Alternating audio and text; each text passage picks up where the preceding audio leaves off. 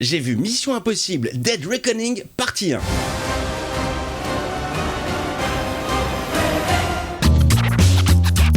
Hey, salut tout le monde, c'est Miko, j'espère que vous allez bien. Bienvenue dans cette nouvelle vidéo avis. Je vais vous parler d'un film que j'ai vu au cinéma en avant-première payante. Je ne savais pas que ça existait. Les avant-premières payantes, il y en avait à côté de chez moi. Une salle blindax au possible. Ça faisait tellement longtemps que j'avais pas payé une place dans un cinéma rempli. C'est vrai que ces derniers temps, quand je vais au Manès, comme disent les jeunes, c'est vide. Je suis le seul, voire on est quoi, 3-4. Et là, c'était rempli à ras-bord. La salle était pleine. Beaucoup de troisième âge. Je ne sais pas s'il y a eu un prix global ou une sortie d'organiser sur un groupe, mais pas mal de vieux. Mission Impossible, les amis, film qui dure 2h43. Et comment vous dire que 2h43, personnellement, je les ai sentis passer. Alors, pour commencer, avant de vous parler du film, quel est mon rapport à la franchise Mission Impossible? Alors, sur une échelle allant de 0 à 10, je dirais -5. Je ne connais pas Mission Impossible. Que vous me croyez ou non, après tout, vous commencez à avoir l'habitude avec moi sur ma chaîne. Il y a plein de films dont je suis passé totalement à côté, soit parce que la vie fait que, soit parce que ça ne m'a pas intéressé. Et Mission Impossible fait partie de ces licences qui ne m'intéressent pas. Je n'ai jamais vu un seul Mission Impossible, que ce soit au cinéma, à la télé, en VOD, en cassette, en Blu-ray, en DVD, en ce que vous voulez. J'ai jamais vu Mission Impossible. Alors, Mission Impossible, tout de même, je connais le concept. Je regardais la série des années 60, 70, je dirais plus 60 peut-être, qui était diffusée à l'époque sur la 5, puis a été rediffusée sur M6. Concept que j'aimais pas mal quand j'étais gamin, espionnage, avec ce concept de, au début de l'épisode, c'est pas toujours le même casting. On va prendre des agents différents suivant la mission, suivant les aptitudes de chacun. Et ça, déjà, je trouvais ça mortel. Donc, vieille série avec Peter Graves, Martin Landau, Peter Lupus. Enfin bon, bref, quoi, le vieux de la vieille. Pour ce qui est des films, c'est mon premier, Mission Impossible. J'avais très peur d'être totalement largué, ne connaissant pas les personnages, ne sachant pas ce qui s'est passé avant. De ce côté-là, si vous n'avez jamais vu, comme moi, de Mission Impossible avant, vous pouvez y aller. L'histoire est plutôt simple à capter. Il y a des références à des personnages qu'on ne connaît pas, mais en même temps, c'est recontextualisé, donc on arrive quand même, on n'est pas perdu. Voilà, ça que je veux dire, c'est que vraiment, vous pouvez aller voir ce film sans avoir vu les autres.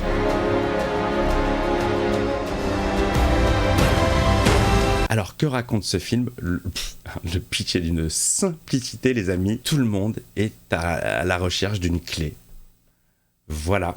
Non, ce n'est pas un Fort Boyard de 2h43, bien que tout le monde est à la recherche de cette putain de clé. Alors je trouve ça un petit peu facile comme scénar. Je vous jure que ça va pas plus loin que ça, hein. Alors cette clé est très spéciale. Le problème c'est que personne ne sait en quoi elle est spéciale. Il n'empêche que tout le monde va courir après pendant 2h40. Et un peu à l'image, je trouve, de Indiana Jones, on est un peu sur le même schéma. C'est-à-dire une course-poursuite pendant tout le film. Alors là où je me suis vraiment grandement emmerdé sur Indiana Jones, là, oui, le film m'a ennuyé, mais j'ai trouvé qu'il y a des moments vraiment classe. And we cannot escape the past.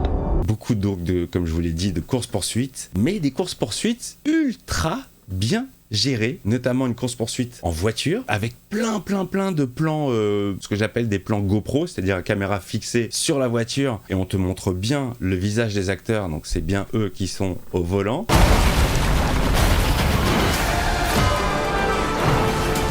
Après, savoir si c'est eux qui conduisent ou pas, ça c'est une autre histoire, mais en tout cas, tu ne vois pas de doublure apparente, la course-poursuite est ultra bien géré. En plus, ça mélange un peu de comédie, puisqu'à ce moment-là, le personnage de Tom Cruise, Ethan Hunt, est menotté au personnage de Hayley Atwell, Grace, elle qui ne veut absolument pas prendre le volant. Donc il y a tout un délire comme ça où elle se retrouve derrière le volant malgré elle, c'est elle qui doit gérer la course-poursuite. Alors ça, c'est un point super positif, les amis. Il y a plein de meufs, ça fait ultra plaisir. C'est pas que un film de couillasse. Et moi, ça m'a fait plaisir de voir des belles filles en plus. Vraiment, je les ai toutes trouvées ultra classieuse, que ce soit dans l'attitude, que ce soit dans les vêtements, les costumes sont hyper classe. Je suis ultra content de voir, alors, je regarde son nom parce que pour moi c'est Agent Carter, Hayley Atwell, une actrice que je connais pas forcément très très bien, et là pour moi ça a été une grande surprise de la voir non seulement dans le film, mais en plus partager l'affiche avec Tom Cruise à peu près d'égal à égal. Elle a la part belle à l'action, il y a plein de moments où il la met en avant. J'aurais vraiment pensé que tout le film aurait tourné autour de Tom Cruise. Moi je vous l'ai dit, Tom Cruise c'est pas un acteur que j'apprécie, c'est pour ça que je ne vais pas voir les films pour Tom Cruise, mais je vais voir des films avec Tom Cruise. C'est-à-dire que c'est avant tout l'histoire du film qui va me botter, et il se trouve que Tom Cruise joue dedans. Mais rarement je suis allé au cinéma pour me dire ah yes, c'est Tom Cruise que je vais aller voir dans ce film. Je suis pas assez fan du bonhomme. Après chacun ses goûts les amis, hein. Moi je trouve que ce qu'il dégage, c'est quelqu'un qui se la pète à mort, et vous me direz ben oui, il a de quoi se la péter, et franchement de ce côté-là, le mec est nickel dans le rôle. Tu sens qu'il maîtrise à mort. Alors oui, effectivement, c'est lui qui fait les cascades, mais c'est hyper jouissif de voir un acteur faire lui-même ses cascades. Moi, pour vous dire la vérité, la première fois où je m'en suis vraiment rendu compte, ou que ça a fait une différence avec les autres films que j'avais vus auparavant, c'était Matrix.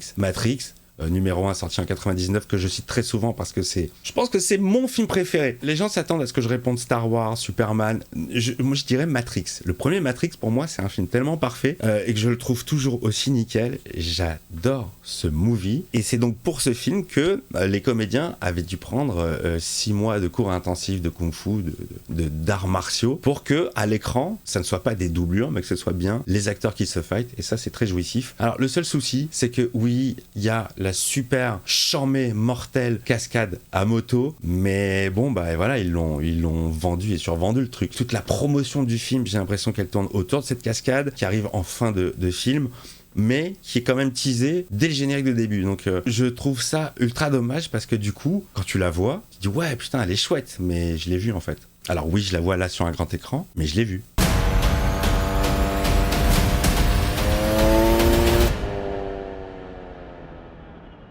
C'est dommage. Franchement, les promos, c'est tellement mal fait de nos jours. Moi, j'ai un souvenir c'était Terminator 2. Cameron avait tourné un trailer, un teaser, spécialement avec des images qu'on n'a jamais vues dans le film, mais qui te donnaient grave envie de voir le film et qui ne te révélaient aucune image. Il n'y avait aucun spoil, tout était de la découverte. Pourquoi est-ce qu'on ne travaille pas les trailers ? Pourquoi est-ce que ça ne rentre pas dans le même concept du film, à se dire on va tourner un trailer spécifique pour donner envie aux gens d'aller voir le film, hein, c'est un peu le but du trailer, mais sans trop en révéler. Parce que là, franchement, ça m'a complètement spoilé, comme tout le monde, et sans m'y intéresser forcément. Il suffit de scroller sur Twitter pour tomber sur la vidéo making-of du saut de Tom Cruise, où tout le monde l'applaudit. Il dit non, attends, je peux en refaire une où je peux lâcher la moto plus à la dernière seconde. Donc voilà, ça, je trouve ça dommage. Là où j'ai eu un petit souci, les amis, c'est l'organigramme des personnages. Il y a beaucoup de personnages. Tous, comme je vous l'ai dit, sont à la recherche de cette clé, et j'ai eu du mal à capter qui était qui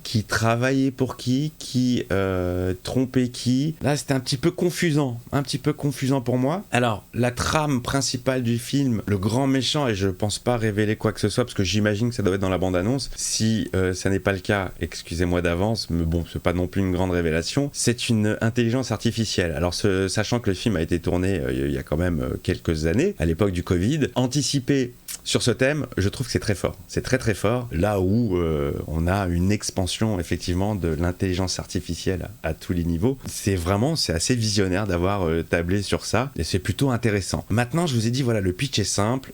C'est une succession de situations où les gens vont se courir après pour récupérer la clé. Le nombre de fois où le mot clé a été utilisé, moi j'ai hâte que le film soit disponible pour en faire un petit montage et ne faire que du clé.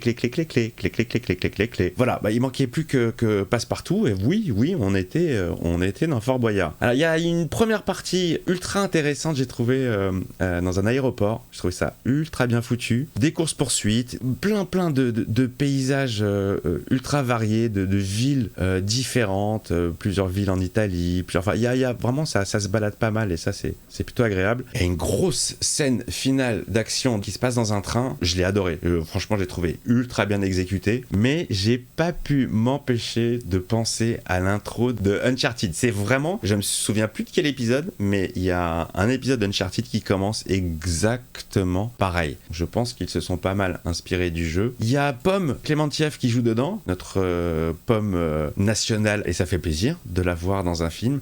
J'étais juste un petit peu déçu, je trouve que elle déchire, elle défonce, elle déboîte, elle est badass comme il faut, mais ils lui ont donné à tout casser une dizaine de mots qui s'étalent sur 2h40, c'est pas beaucoup. Moi, à sa place, j'aurais été, oui, honoré d'être retenu dans le casting du film. 2, j'aurais été ultra déçu d'avoir aussi peu de lignes de dialogue. Il y a déjà, moi je l'ai vu en VO, il y a un échange avec Tom Cruise où elle parle en français, et à ce moment-là Tom Cruise lui répond en français, dans un français vraiment passable, hein. Je sais pas pourquoi toute la salle s'est mise à rire à ce moment-là. Voilà les amis, écoutez, c'est tout ce que je pouvais vous dire sur ce film.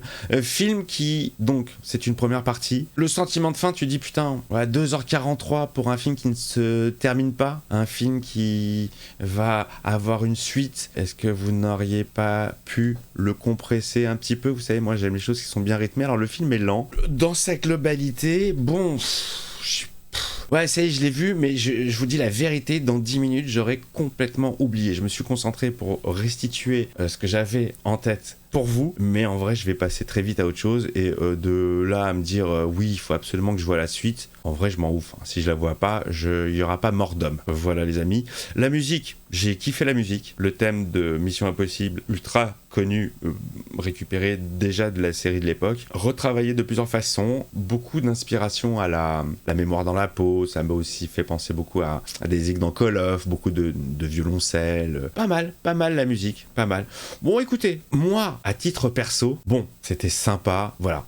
Ellie Atwell, ça a été la petite touche. Je vous l'ai dit, je suis pas spécialement fan de l'actrice, de la personne. Je l'ai trouvée sublime, je trouve elle dégageait quelque chose. Elle a un regard, mais enfin vraiment, il y a des gens qui ont des regards perçants, et elle, je trouve elle a quelque chose, et elle incarne super bien le rôle. Et ça fait plaisir aussi voilà, c'est un personnage qui n'est pas spécialement entraîné, qui ne fait même pas partie des forces spéciales, et qui, malgré elle, va être pris dans cette aventure. Voilà les amis, bah écoutez, je vous fais des bises, je vous encourage à aller le voir, parce que si vous êtes fan de Mission Impossible, alors comme je n'ai pas vu les autres, je serais incapable de vous dire s'il est mieux ou moins bien. J'imagine qu'il doit être dans la moyenne. Si vous attendez du Tom Cruise, vous allez en avoir. Si vous attendez des cascades, vous allez en avoir. Si vous attendez du gunfight, vous allez en avoir. Si vous attendez de la nouvelle technologie, oui, vous allez en avoir. Alors juste petite déception, il y a encore cette réutilisation du masque sans jamais avoir vu d'autres films. Je sais bien que voilà, l'utilisation du masque, c'est quelque chose de... En même temps, ça fait partie de l'ADN de la série de films. Mais bon, là, j'ai trouvé que c'était encore un peu too much.